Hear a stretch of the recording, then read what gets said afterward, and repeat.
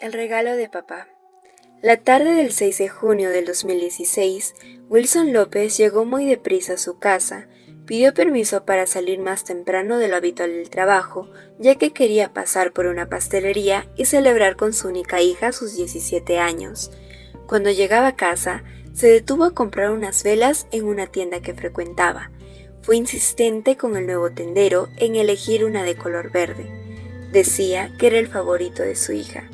Y no paraba de alardear con el sujeto sobre lo feliz que era con su familia y lo emocionado que estaba, al punto que llegó a invitarlo a su casa. Parecía ser un gesto muy amable de su parte. Demoró al entrar a su casa, no tenía sus llaves y explicó que tocó varias veces la puerta pero nadie salía a recibirlo.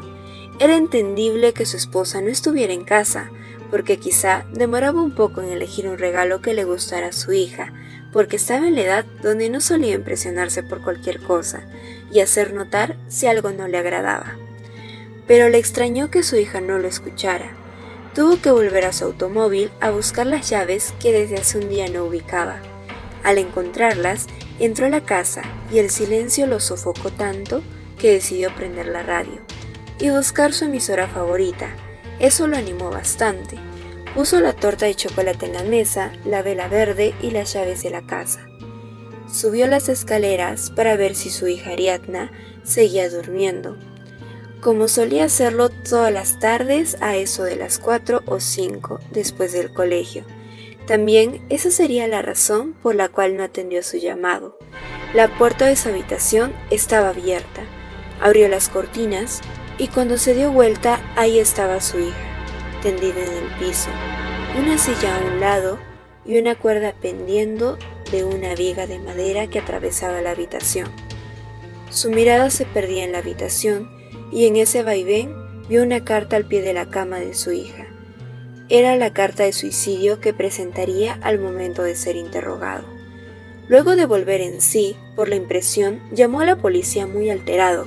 Dijo que no llamó a su esposa porque sabía que la noticia la iba a destrozar. Pasaron 20 minutos para que llegara un equipo policial al lugar. El padre estaba desconsolado. Fuera de la casa, le pidieron que se tranquilizara y los llevara al lugar donde había encontrado a su hija. Les dio indicaciones, pero no quiso ir de nuevo a la habitación. Al parecer, no asimilaba la idea y era incapaz de pronunciar una sola palabra. El efectivo policial encontró en la escena una cuerda de yute de unos 5 metros, con la cual supuestamente Ariadna terminó con su vida. Trasladaron su cuerpo al departamento forense, donde el doctor Joseph Boscan constató la ruptura de los huesos cervicales y unas marcas en la nuca, que parecían ser impresiones de uñas, lo cual llamó la atención de médicos y de investigadores. A partir de esos indicios, los investigadores entrevistaron a todas las personas que habían estado con Ariadna antes de que actuara en contra de su vida. Su padre, al presentarse con la policía, mostró la carta que encontró junto al cuerpo de su hija. Tras unos análisis, algo inquietante dejó a los investigadores con aún más dudas. Resulta que la tinta que se usó en la carta llevaba ya bastante tiempo y a su vez la hoja estaba muy maltratada. No parecía creíble que haya sido redactada hace unos días. Tras analizar el historial médico de la joven, un detalle resultaría ser clave para entender mejor el caso y explicar el origen de la carta. No era la primera vez que Ariadna intentaba quitarse la vida. 2 años atrás, en su historial médico, figuraba su internamiento por un consumo excesivo de pastillas para dormir. Además, una serie de sesiones que llevaba desde entonces con un psicólogo. Esto sentaba un antecedente sobre un suicidio. Por otro lado, el testimonio de la madre fue muy confuso. Entre lágrimas e incongruencias, no había información relevante que recordar. Solo mencionó que su esposo amaba a su hija, que había estado muy triste cuando se enteró que Ariadna no era su hija biológica, pero que le hizo prometer que no se lo diría, porque él la amaba como si lo fuera. Ella dijo que era un buen padre. La falta de información obligó a los investigadores a buscar más testimonios. Preguntaron a los vecinos sobre algún indicio del hecho. No tuvieron éxito en esta búsqueda hasta que interrogaron al tendero. Le recordó que fue ese día precisamente el cual aquel señor muy amablemente le dijo que su hija cumplía años y le indicó aquella casa. Explicó que el señor estaba muy ansioso por llegar a casa porque no quería hacer esperar mucho a su hija. Esto coincidía con el relato del padre, hasta que el tendero contó que le parecía algo extraño que compre una vela en una tienda y no en la pastelería donde compró la torta. También le repetía constantemente lo mucho que amaba a su hija y preguntaba la hora cada rato. Recordaba que eran las 12 del mediodía. Enfatizó que el señor se esforzaba en mantener una conversación extensa, cuando quería que el tendero, que era nuevo en la tienda, recordara la conversación. Con eso, se instalaba una sospecha sobre el padre y el testimonio de la madre argumentando su inocencia perdía la total credibilidad. Llamaron al centro de trabajo del padre. Efectivamente, él había pedido permiso por el cumpleaños de su hija, pero le dieron el día libre. Ese día no se presentó a trabajar. Dieron con la pastelería en la que había comprado la torta, pero se recogió unos días antes. Otro detalle que aclaró mucho más las dudas de los investigadores fue la calidad de la cuerda que usó la joven para suicidarse.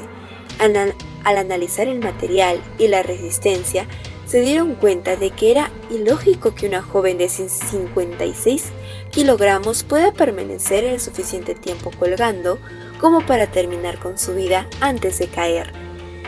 No como sugiere la escena que encontró el padre. Paralelamente se encontraban las marcas de la nuca que encontró el médico forense. Estos acontecimientos terminaron por concluir que la muerte de Ariadna no fue a causa de un suicidio, sino que se estaría hablando de un evidente asesinato, dejando al padre como el principal sospechoso. Parecía la coartada perfecta, pero fueron esos pequeños detalles que felizmente hicieron la diferencia entre un crimen perfecto y un intento nefasto. En añadidura, el insostenible testimonio del padre provocó una mayor presión de los investigadores para así lograr que confesara cómo había actuado y por qué. Ese día no fue a ninguna pastelería. Se levantó muy temprano, salió de casa y no fue al trabajo.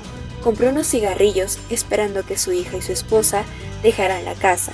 Volvió luego de un par de horas, sacó la torta que había comprado, la puso en la mesa, buscó aquella carta de suicidio que su hija había dejado en su habitación hace un par de años y la llevó al cuarto de su hija.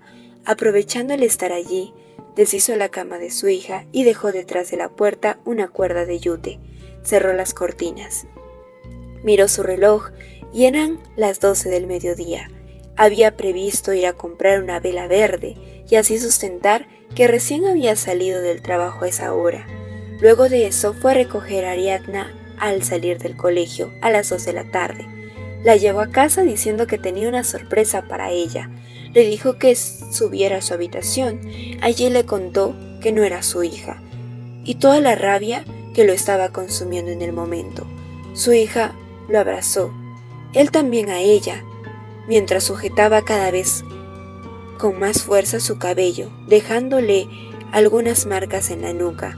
La apretó contra su pecho con mucha fuerza hasta asfixiarla.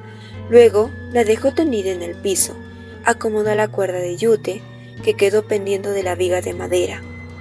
Puso la carta en la cama y se esforzó en disimular las manifestaciones de la muerte por asfixia en el cuerpo de la víctima.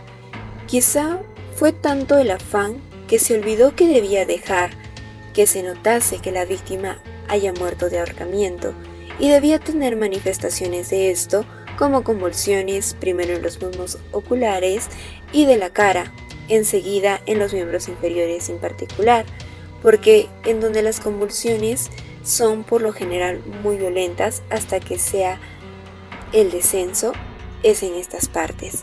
La justificación del asesinato radicaba en la frustración que le ocasionó enterarse del romance de su esposa con otra persona y que la hija que tenían no era realmente suya.